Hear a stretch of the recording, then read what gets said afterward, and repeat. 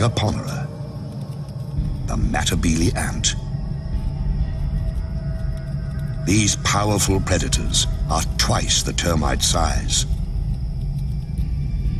With the colony's hunger driving her, a Matabele scout searches for a target.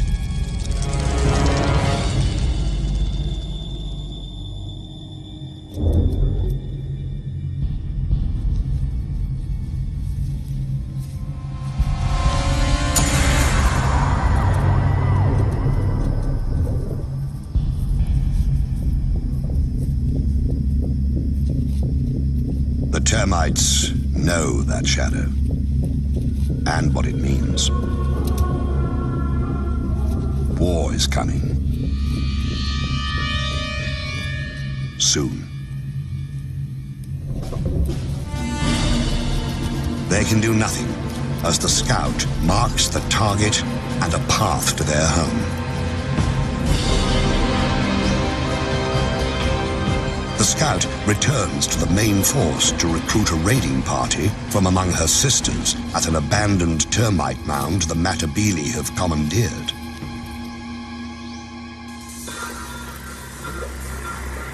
With a jolt of pheromones, the chemical message travels among the warriors. It's a perfect time to attack, early in the day, before the heat rises.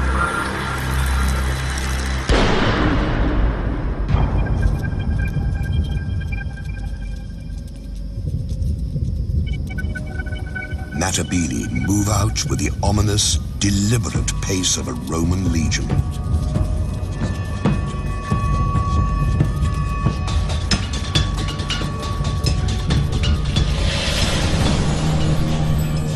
Like legionaries, the ants wear armor. Their exoskeletons can withstand all but the harshest blows. They sting with highly toxic venom. But their heaviest weapon is their jaws, able to rip opponents to shreds.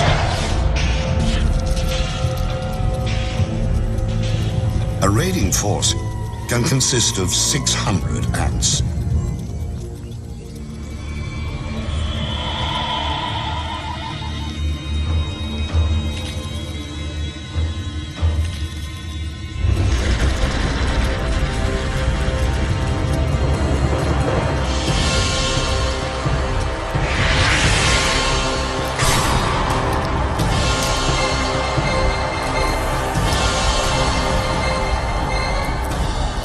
The first wave breaks the battlements, ripping open mud galleries, probing for cracks in the wood. Now, the smallest Matabele attack. These tunnel rats make relentless forays into the termite sanctuary.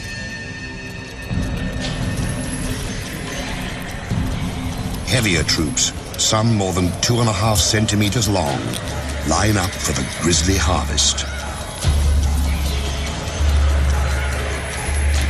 It's the devil's buffet. All you can kill, all you can carry.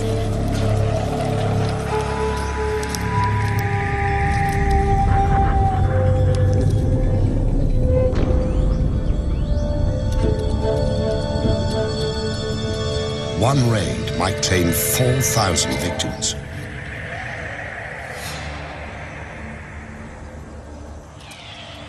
When the Matabele have all the dead termites they can manage, they head home.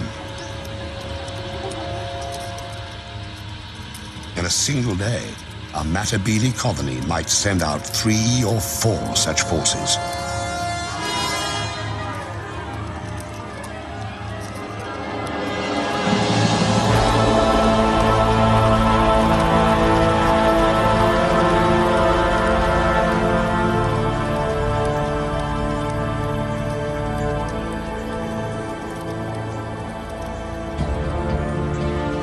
Soon, the big ants will move their base to richer hunting grounds.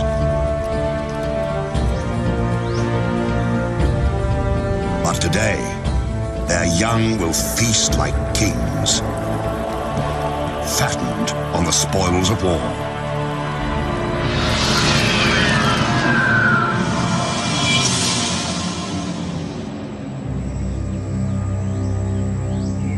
Violence is the imperial tool, wielded in many ways. Sometimes to disrupt, sometimes to control.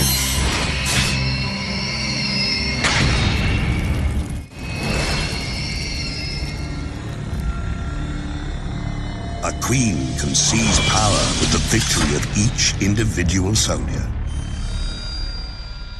or by overwhelming force. Some empires grow so large, they send everything fleeing before them.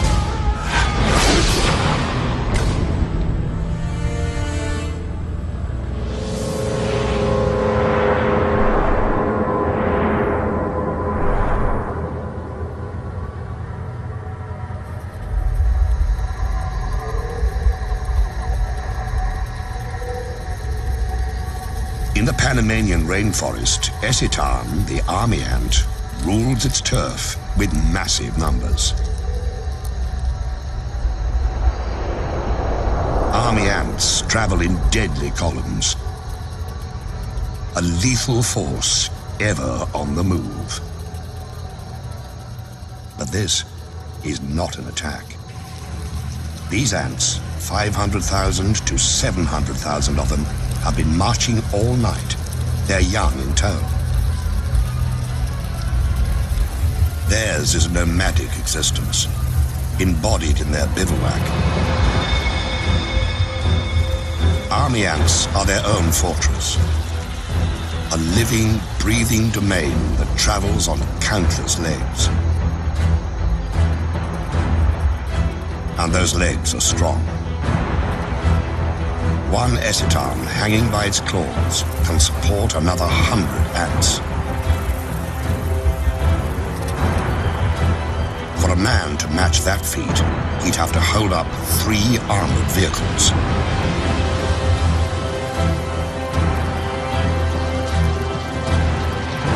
Deep in the recesses of this mass of ants are hidden 200,000 unhatched young. And the Ecitan queen. She lays eggs by the million, keeping the colony alive and forcing it to find sustenance.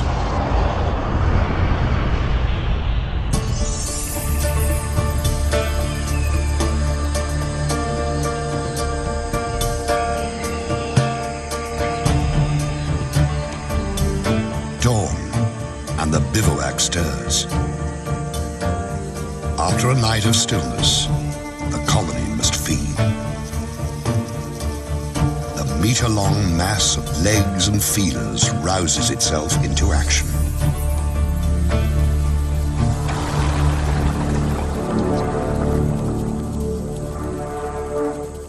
The ants begin in columns that branch apart and widen, becoming an invincible tide that can travel 300 meters a day. It's called a swarm raid, and it consists of several 100,000 ants.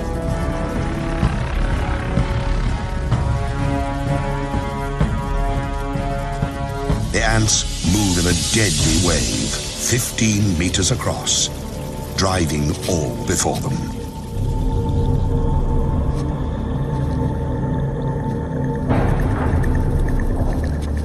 Those who fail to flee are doomed.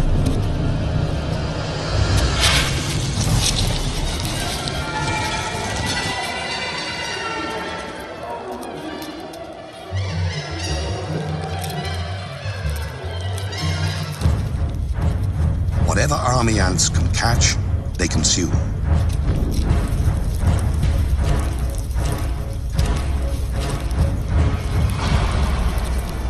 The attackers shred their prey so they can carry it back to feed the young.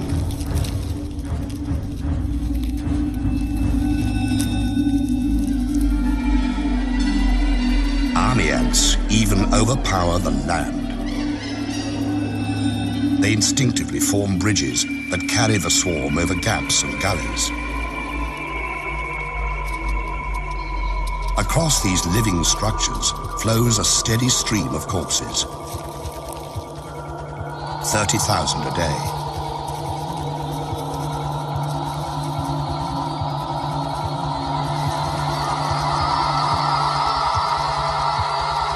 But army ants have enemies.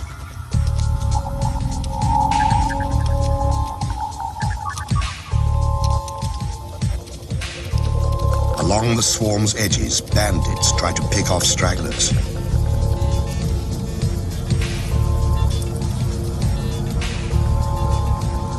Paratrachina, or crazy ants, are the anarchists of the forest. Small, but highly organized, they are willing to do anything to grab a meal.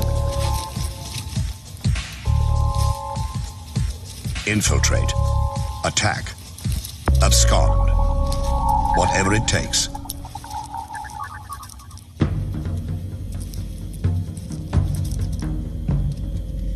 Instead of stingers, the crazy ant has spray jets that spew paralyzing venom. It lets the cruel little soldiers take down much larger opponents.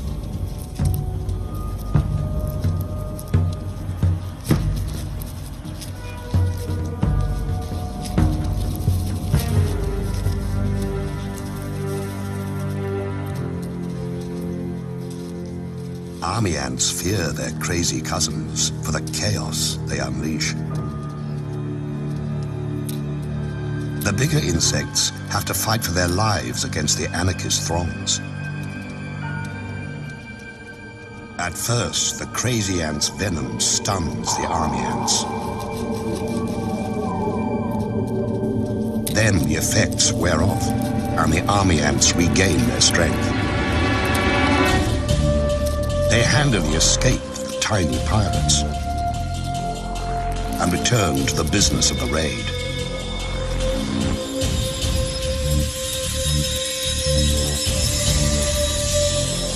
In a week, an army ant colony kills and eats 250,000 creatures.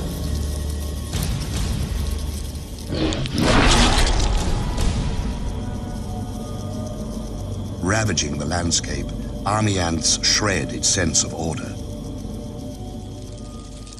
In another kingdom, the ruler maintains control by any means necessary, even torture.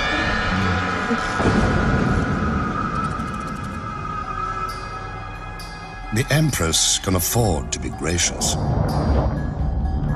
She has enforcers to do her dirty work.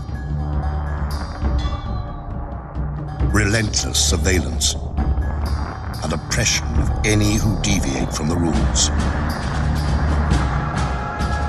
In the kingdom of Mellifera, order is the order of the day.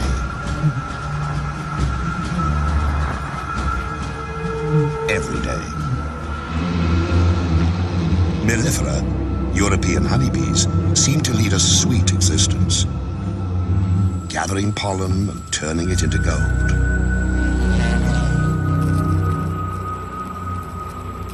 But beneath this bright image lies a dark reality.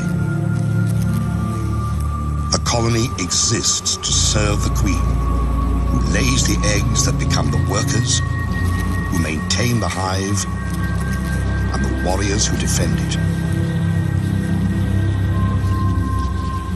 Below the queen ranks the colony's young, its future. She who must be served and those who must survive dominate the hive's existence. But if something didn't keep the hive's inhabitants in line, bee society would fall apart. Every female has it in her to lay eggs, to be a queen. But the colony can have only one ruler. So, it has a police force to ensure that fact. Enforcer bees patrol constantly, checking the cells, tracing the lineage of suspect eggs, making sure the guard bees stay on their fuzzy toes.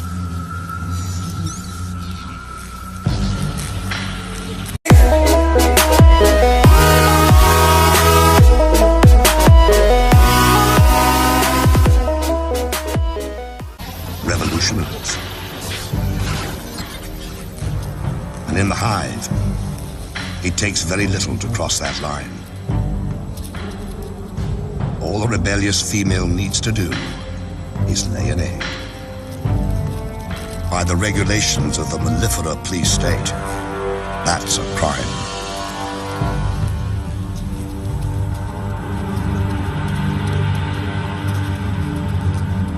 One bee is breaking the law. She deposits an egg in what she hopes is safety. If they thought they could get away with it, half the bees here would do the same. And the hive would fall into disarray. That's why police bees make their rounds, searching for evidence of insurrection.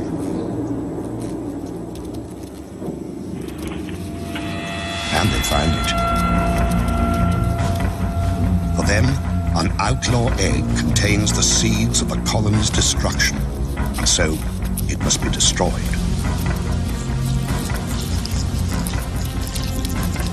And to drive the lesson home, they brutalize the offender, keeping the hive safe and the queen's position secure.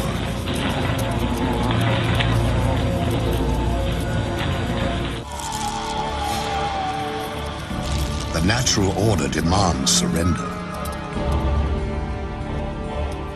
But in other realms, something far worse awaits.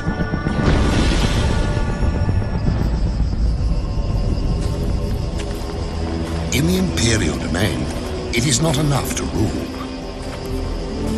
Others also must serve. By abduction and terror, the Empire assures itself of slaves.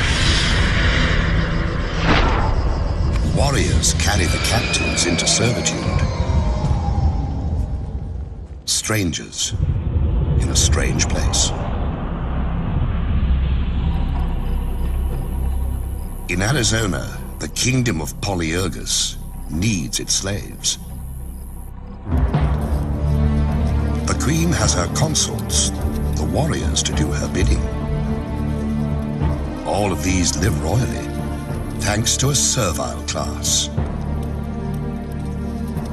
Polyergus, the slave raider ant, requires slaves because the species has grown so specialized it cannot care for itself. Massive mandibles, perfect for killing, have little use off the battlefield. So this kingdom has two societies: those who reign and those who serve.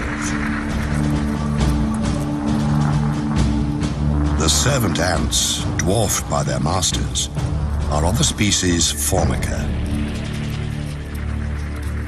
They forage for food, raise the royal young, minister to the queen's every need and those of her workers. Born into bondage, they will die slaves. But this kingdom has woes. Its Formica slaves are dying of old age. It's time for the slave-raiding Polyergus to do what they do best: kill and plunder.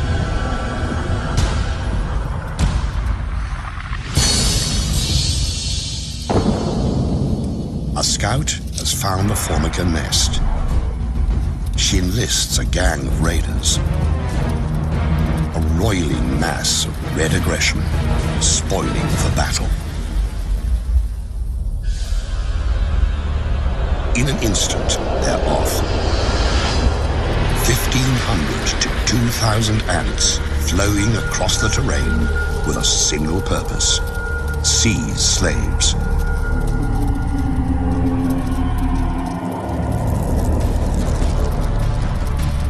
Streaming into the Formica nest, the Polyergus raiders unleash hell. They kill, but only when need be. They've really come to steal the unhatched Formica young.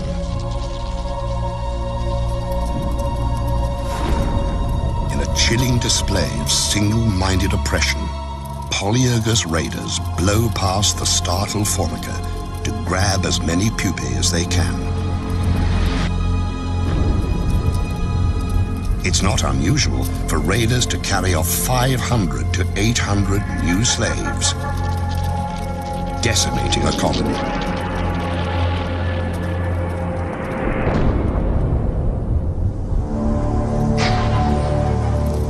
The raiders transport the kidnapped Formica brood back to their kingdom.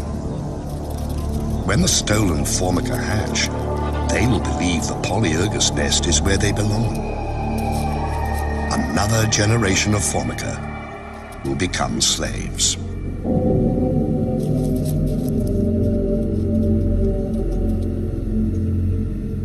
At the wrecked Formica nest, the queen roams amid the ruins, her offspring abducted and enslaved.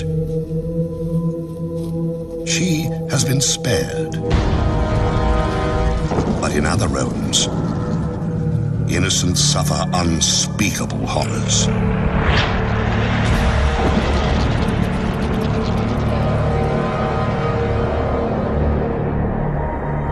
Some kingdoms steal youngsters to enslave them.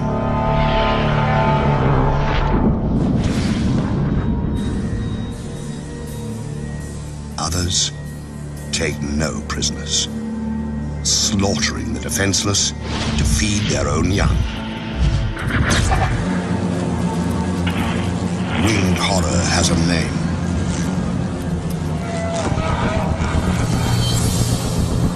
Mandarinia, the giant hornet.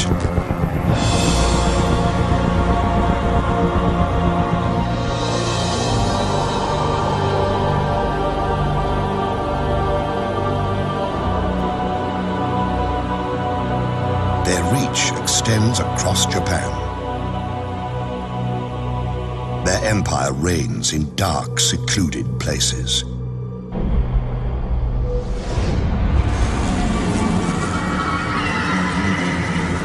These hornets are at the peak of their powers. Their queen is vigorous. Her workers are strong. Her fighters are many. Her brood chambers are full to bursting. Everywhere, mouths to feed.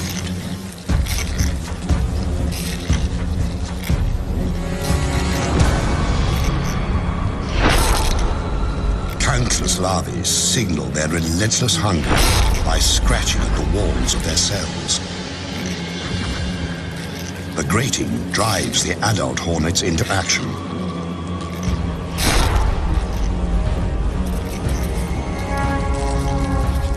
They have to feed the babies. And hornet babies live on flesh, ground into meatballs, and delivered by their caregivers. The larvae must feed constantly.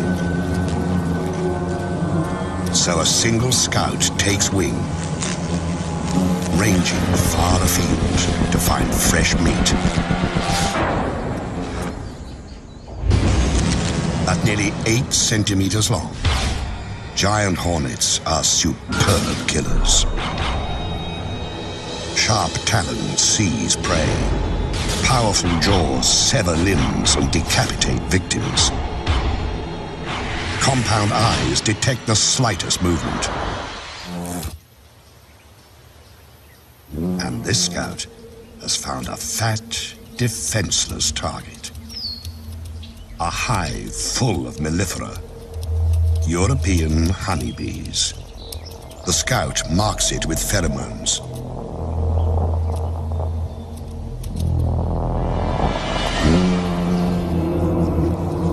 These bees aren't native to Japan. They arrived during the last century, imported because they produce more honey and are less combative.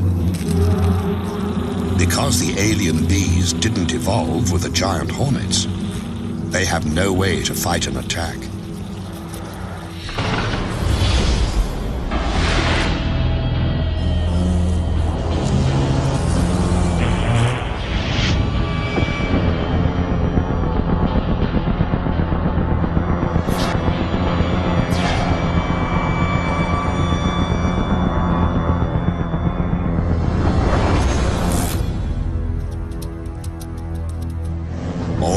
bees know to do is mass at the hive entrance. There, they prepare to fight to the death.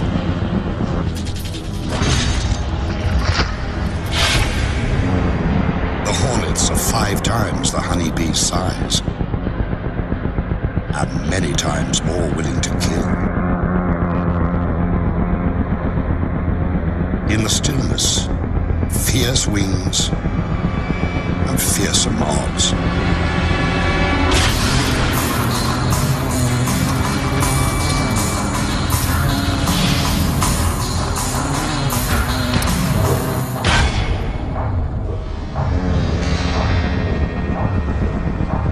Valor has no place here, and yet the brave bees will not surrender or flee. They will kill a hornet or two, but what is one dead hornet when so many live? Reveling as they do in the deaths of bees by the thousand.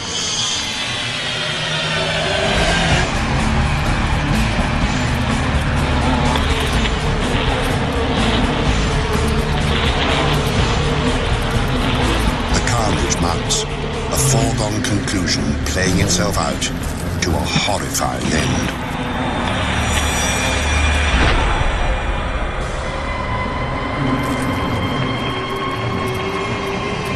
In only hours, 20 or 30 hornets can wipe out a hive of 30,000 bees.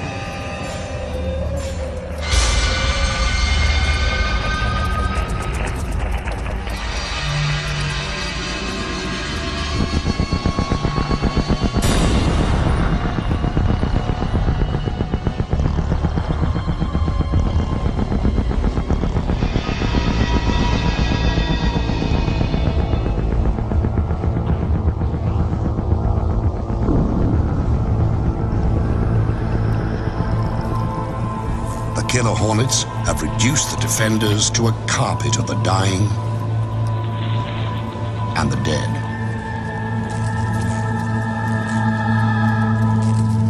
Now, they can rob at their leisure, sometimes for days.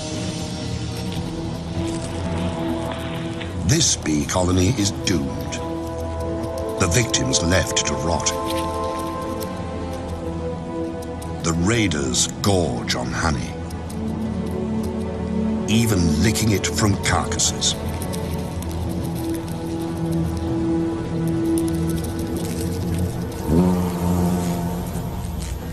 The unborn bees will be chewed into protein paste and fed to the hornet young.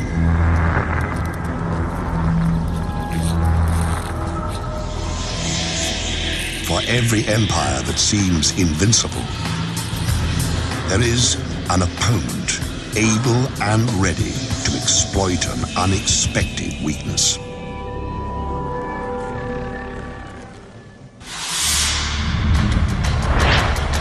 Empires attack,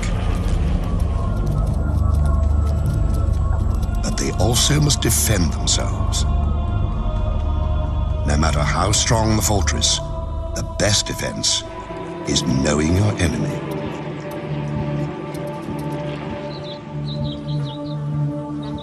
These bees have learned that lesson. For eons, they have thrived in the giant hornet's deadly shadow. The bees of Sarana know the giant hornets send scouts to find their hives. To survive, these Japanese honeybees must capture and kill the hornet scout.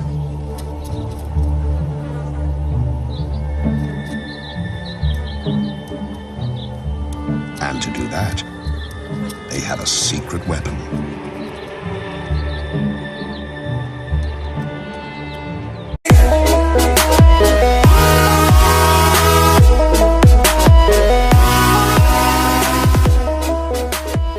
The enemy at the gate. The soldier bees pull back slightly. Their waggling signals a sneak attack. They're enticing the hornet to enter their hive. When she takes a few sacrificial targets, the bees attack. In a horde, the defenders rush the Hornet Scout, enveloping her in a wave of bee bodies. But they don't sting. Instead, the bees crowd belly to belly against the invading beast. Vibrating their abdomens, they create a ball of heat that clasps the hornet at its livid core. It's a battle with narrow margins. The bees can stand temperatures up to 50 degrees. The hornet can only survive to 46. The temperature of the core, 47 degrees. For 20 minutes, the squirming orb presses onto its prey. Bees die. Others step up. If the scout escapes, all is lost.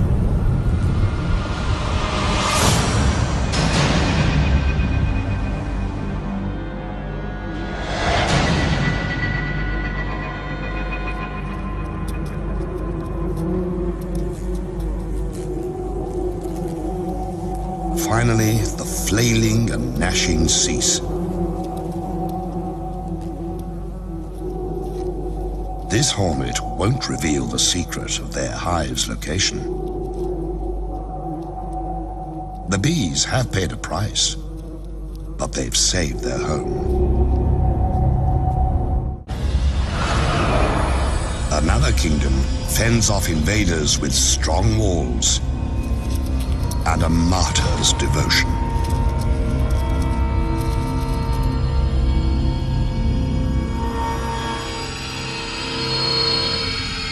In the land of Macrotermes, jousting for territory and resources never relents.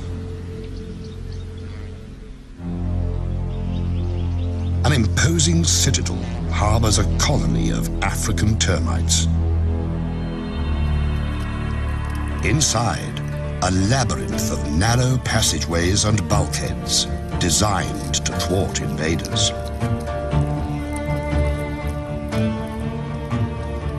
The termites are watchful, lest their citadel fall. But kingdoms' fates often are decided at their borders.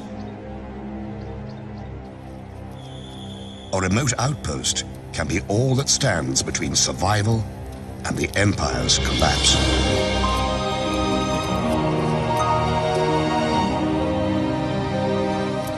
Outside the protective walls, foragers collect and transfer food back to the queen and her charges. They also watch for invaders. A Matabele scout appears. With their heads, termites send a subterranean alarm that ripples through the outpost.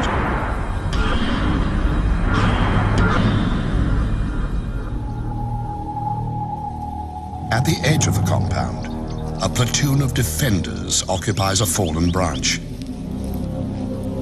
These soldier termites are strong and agile, prepared to give the last full measure. Few of their kind grow this large and strong.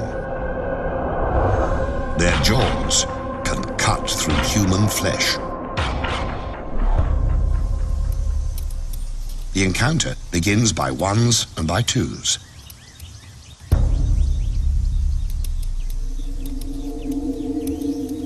A raider infiltrates. A sentry patrols.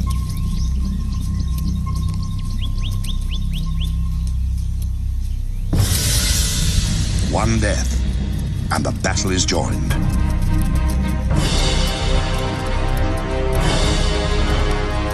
The ants stream forward, attacking with no mercy.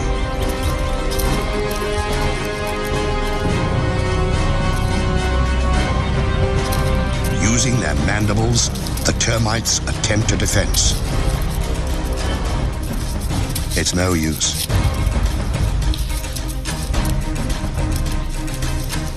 Some seek shelter, but there's nowhere to hide. Even the formidable termite guards are no match for the raiders' venomous stings, which destroy the termites' nervous system.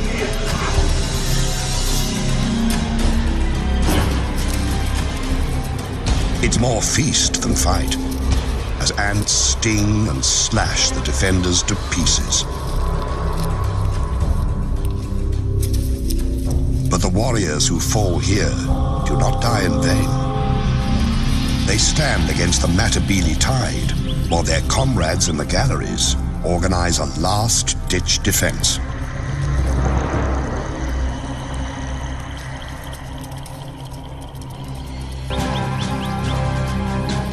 The termite colony is safe, but at a terrible cost.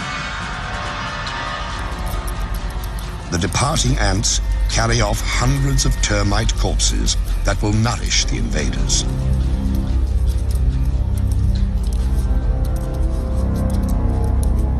Clever strategies can prevail.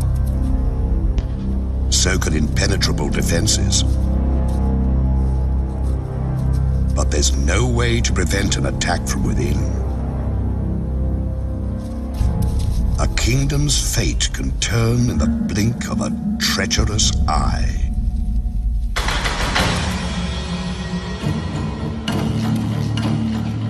Power belongs to those who hold it, and to those who seize it. An empress is only as safe as her courtiers allow. When danger stalks the halls, rulers do well to beware. In the kingdom of Polyergus, virgin queens have to steal empires for themselves. They cannot inherit this domain.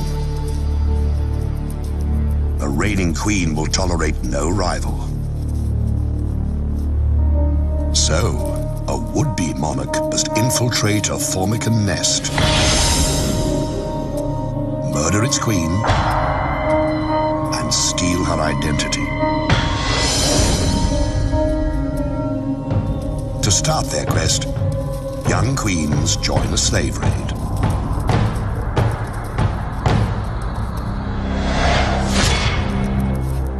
En route, they mate and shed their wings, a sign that they now bear the seeds of empire.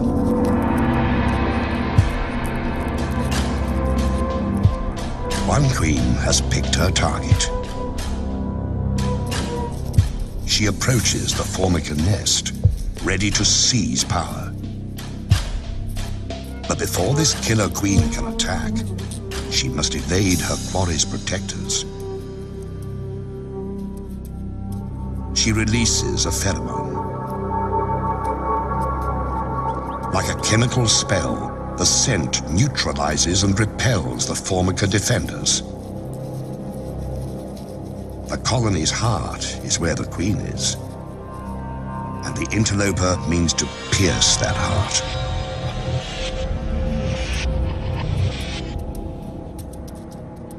She's fixed on her mission: assassinate the queen and take her place. The Pretender's sickle-shaped mandibles have one brutal purpose. When she confronts her rival, there's no hesitation. She savages her prey,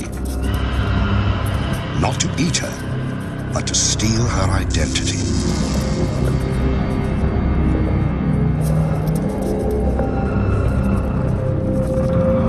Attendants try to pull the wounded queen to safety, but the murderess will not allow it.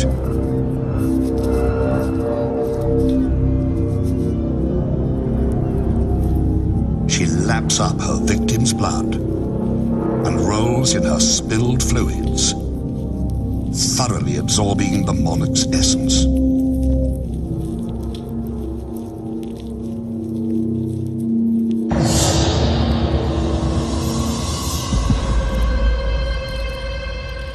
After 20 violent minutes, the Formican Queen is left to die.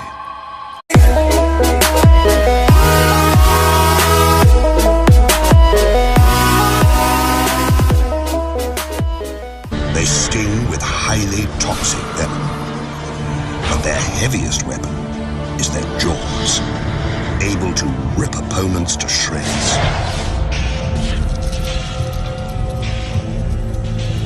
A raiding force can consist of 600 ants.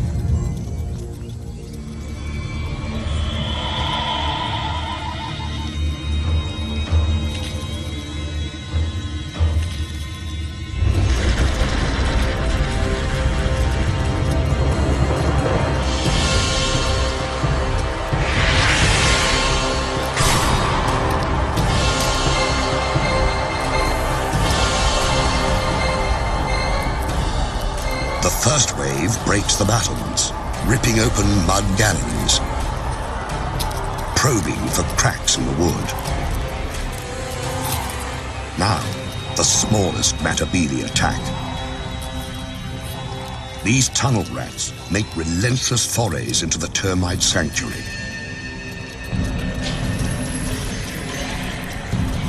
Heavier troops, some more than 2.5 centimeters long, line up for the grisly harvest. It's the devil's buffet. All you can kill, all you can carry.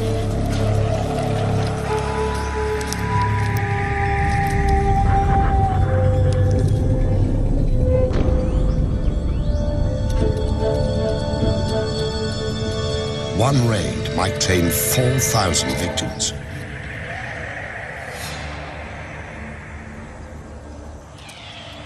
When the Matabele have all the dead termites they can manage, they head home. In a single day, a Matabele colony might send out 3 or 4 such forces.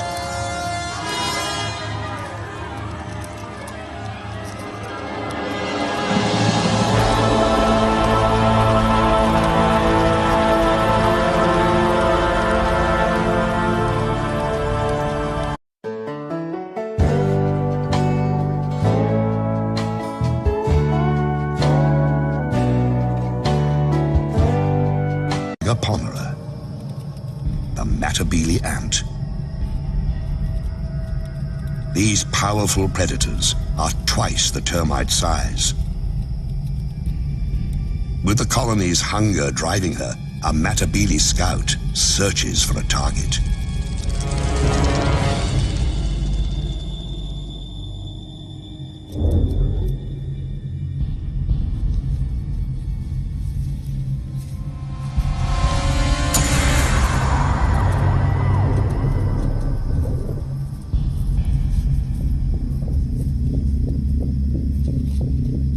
The termites know that shadow and what it means.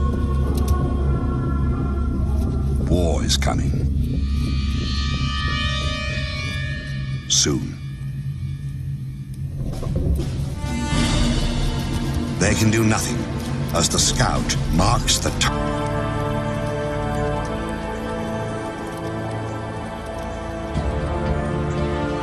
Soon, the big ants will move their base to richer hunting grounds. But today, their young will feast like kings, fattened on the spoils of war.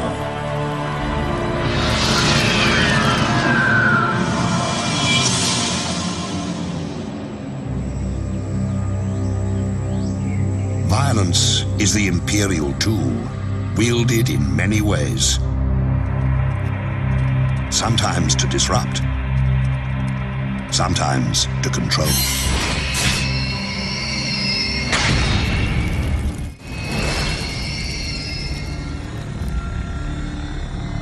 A queen can seize power with the victory of each individual soldier,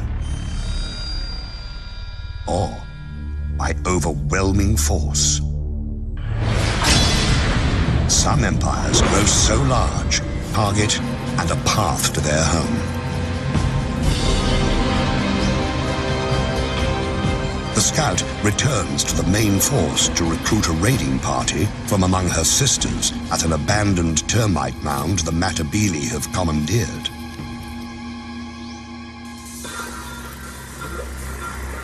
With a jolt of pheromones, the chemical message travels among the warriors.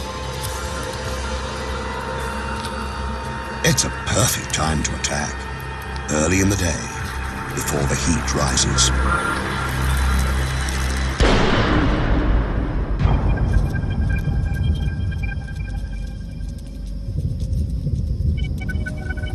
Matabele move out with the ominous, deliberate pace of a Roman legion.